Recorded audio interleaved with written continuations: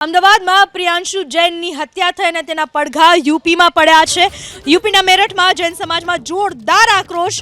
જૈન સમાજે candle March યોજી વ્યક્ત કર્યો આક્રોશ। આરોપીને ફાંસીની સજા કરવા માંગ કરવામાં આવી છે। મૃતકના પરિવારને 5 કરોડની સહાય કરવા માંગ કરાઈ છે। પ્રિયાંશુ જૈન જે મૂળ યુપીનો હતો અને અમદાવાદમાં રહીને અભ્યાસ કરી રહ્યો હતો, જેની હત્યા કરી નાખવામાં આવી। સમગ્ર ઘટનાના પડઘા યુપીમાં પડ્યા છે।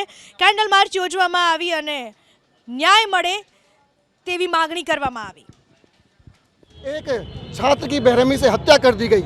हमारी यहाँ मांग है कि फास्ट ट्रैक अदालत में यह मुकदमा चलाकर हत्यारे को फांसी दी जाए और पीड़ित परिवार को 5 करोड़ रुपए का मुआवजा दिया जाए।